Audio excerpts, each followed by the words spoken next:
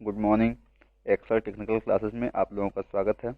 आज हम लोग देखने वाले हैं ट्रांजिस्टर का कॉन्फ़िगरेशन। तो ट्रांजिस्टर जो कॉन्फ़िगरेशन होते हैं वो तीन प्रकार के होते हैं।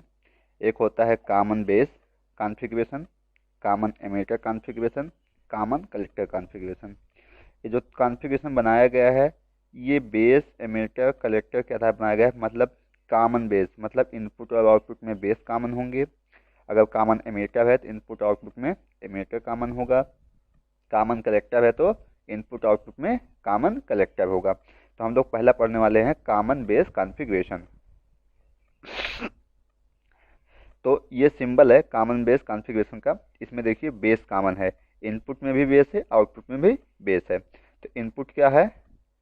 EB, emitter base input, collector base output. तो बेस क्या हो गया है? कॉमन। और हम किस ट्रांजिस्टर का यूज करेंगे? एनपी एन ट्रांजिस्टर का यूज करेंगे। अब आते हैं इसके बाद में थोड़ा देखते हैं। ये है इसका सर्किट डायग्राम। हमने क्या किया है, ये हमारा ये तो बनेगा क्या? ट्रांजिस्टर बन गया। तो ट्रांजिस्टर बन गया है तो ये इनपुट का भाग है, ये आउटपुट का भाग है। तो इनपुट के भाग में करंट को मापने के लिए एक एमीटर लगाए हैं और वोल्टेज को मापने के लिए एक वोल्टमीटर लगाए हैं। और वही प्रक्रिया हमने आउटपुट में भी की है। करंट को मापने के लिए एक एमीटर लगाया है, वोल्टेज को मापने के लिए एक वोल्टमीटर लगाया है। तो अब करंट और वोल्टेज मापने के लिए हमें रेजिस्टेंस को वेरिएबल करना होगा, जिससे कभी कम कभी ज़्यादा करंट जा सके। तो यहाँ पे एक मैंने वेरिएबल रेजिस्टेंस यहाँ पे लगाया है, एक वेरिएबल रेजिस्टेंस यहाँ भी लगाया है, आवश्यकता अनुसार इसको करंट प्राप्त हो सके। यहाँ पे भी ये इनपुट बैटरी है, ये आउटपुट बैटरी है। अब देखो जोड़ते कैसे हैं। हमेशा एमीटर बेस जंक्शन को मैंने बताया है फॉरवर्ड बाइस में होना चाहिए। अगर एमीटर बेस जंक्शन को फॉरवर्ड बाइस में रखना है तो ये तो है एन, ये है पी, ये है एन। तो एमीटर बेस जंक्शन को फॉरवर्ड बाइस में रखने के लिए पी को बैटरी के पॉजिटिव से, एन को बैटरी के नेगेटिव से जोड़ते हैं। तो एन को बैटरी के नेगेटिव से जोड़ दिए और पी को बैटरी के पॉजिटिव सिरे से जोड़ दिए। अब ऐसे कलेक्टर बेस जंक्शन को रिवर्स बाइस में रखना है तो पी को बैटरी के नेगेटिव से और एन को बैटरी के पॉजिटिव से जोड़ देते हैं। तो इस प्रकार से ये रिवर्स बाइस में रहता है और ये फॉरवर्ड बाइस में हो जाता है। और हम जानते हैं कि हमेशा वोल्ट मीटर को पैरेलल लगाया जाता है और एमीटर को सीरीज में लगाया जाता है। तो ये हो गया इसका सर्किट डायग्राम। अब सर्किट डायग्राम में हमको लिखना क्या है? सर्किट डायग्राम में हमको ये लिखना है कि कॉमन बेस कॉन्फ़िगरेशन में हमने NPN ट्रांजिस्टर का उपयोग किया है तथा इनपुट में एमीटर करंट को मापने के लिए एक तथा आउटपुट में कलेक्टर करंट को मापने के लिए एक एमीटर का प्रयोग किया गया है। करंट को मापने के लिए एक एमीटर का प्रयोग किया गया है तथा इनपुट में वोल्टेज को मापने के लिए तथा आउटपुट में वोल्टेज को मापने के लिए क्रमशः VEB तथा VCB वोल्टमीटर का प्रयोग किया गया है। इनपुट बैटरी VB तथा आउटपुट बैटरी VCC है। इतना लिखेंगे। इतना लिखने के बाद अब आगे चलेंगे हम। तो अब इसमें जो है इसकी जो कैरेक्टरिस्टिक है ये दो प्रकार से लिखी जाती है, एक इनपुट कैरेक्टरिस्टिक, एक आउटपुट कैरेक्टरिस्टिक। तो अब इसमें डालना लिखेगी कैरेक्टरिस्टिक, उसमें होगा इनपुट कैरेक्टरिस्टिक। पहले फिगर नहीं बनेगा, पहले इसमें तुमको लिखना क्या होगा, देखिए input characteristic input current IE तथा इनपुट वोल्टेज VEB के मध्य खींचा जाता है। यह ग्राफ खींचने के लिए आउटपुट वोल्टेज VCB को भिन्न भिन्न मानों पर स्थिर रखकर खींचा जाता है। अब इसमें अगली लाइन लिखेंगे, जब VEB को, अब देखो VEB है, यहाँ पे IE है, तो ये दोनों, इन दोनों के मध्य ग्राफ खींचना है। लेकिन ये दोनों ग्राफ खींचेंगे कैसे?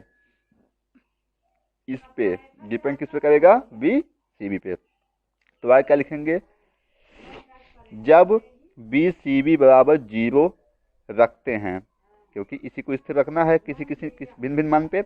लिखेंगे जब बी सी बी को 0 वोल्ट पर स्थिर रखते हैं तब आई ई एमीटर करंट तथा वी ई बी के मध्य ग्राफ खींचते हैं। तो जब बी सी बी को 0 रखते हैं तो हमारा कलेक्टर एमीटर बेस जंक्शन किसमें हो जाता है, फॉरवर्ड बायस में हो जाता है, जिसके कारण फॉरवर्ड बायस में होने के कारण करंट फ्लो होना स्टार्ट करती है।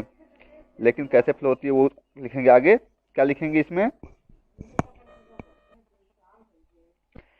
लेकिन हम इसमें क्या जानते हैं कि वी ई बी जो बैटरी है वो तो फॉरवर्ड बायस में है, लेकिन वी सी बी बैटरी जो है वो रिवर्स बायस में है। तो रिवर्स बायस के वोल्टेज के मान को बढ़ाने पर डिप्लीशन लेवल क्या होता है, बढ़ता है। परंतु वी सी बी के वोल्टेज को बढ़ाने से जो बेस का डिप्लीशन लेयर होगा वो घटेगा।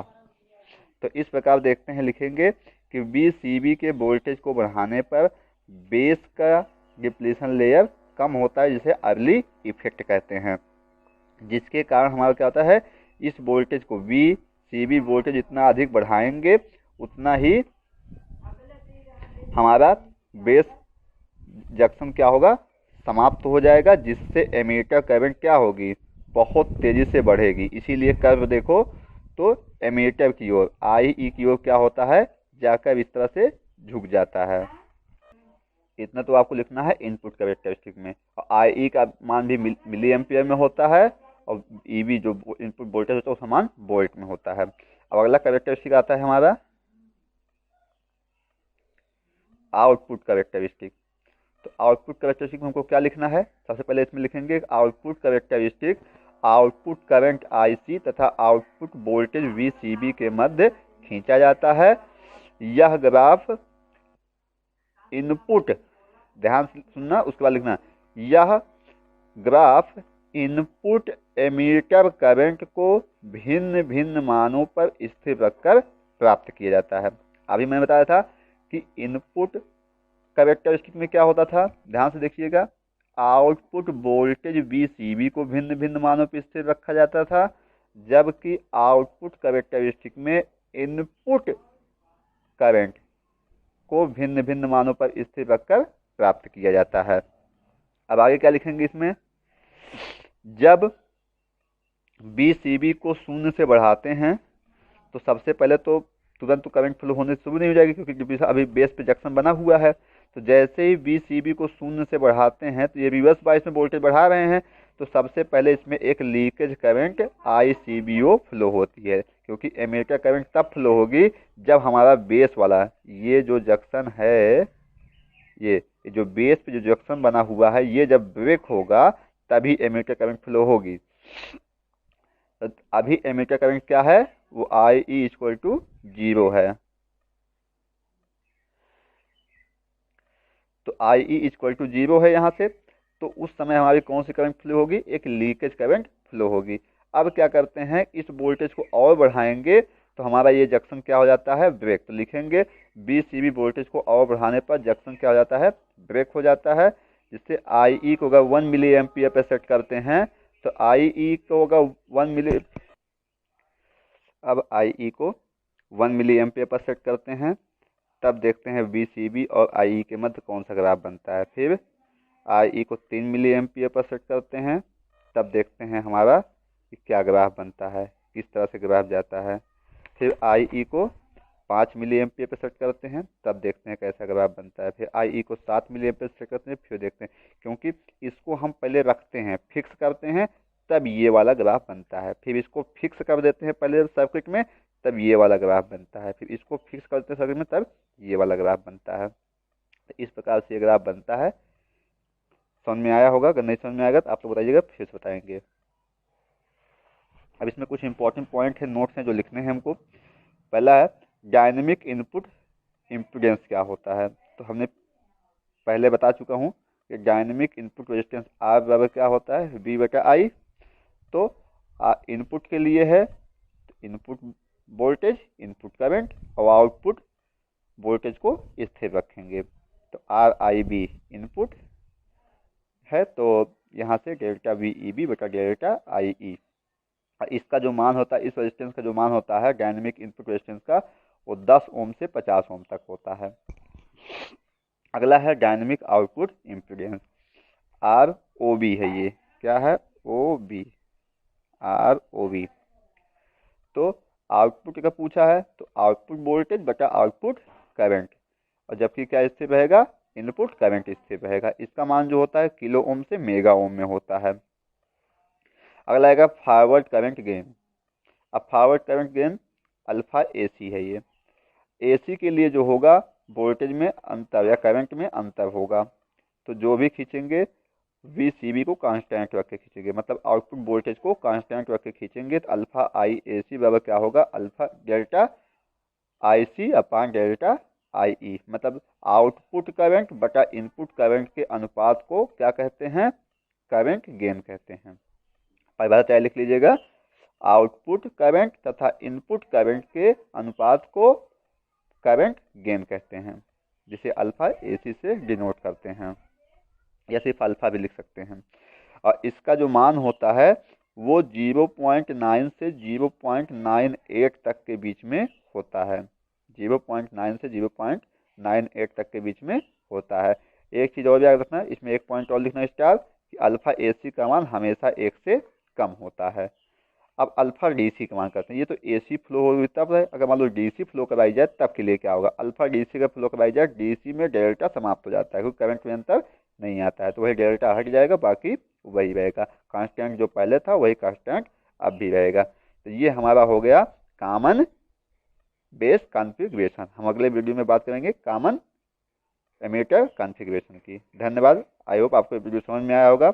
अगर समझ में आए तो लाइक शेयर जरूर करें, अगर नहीं समझ में आए कमेंट करके बताइएगा। जो चीज़ समझ में ना आया हो फिर से समझाएंगे। धन्यवाद।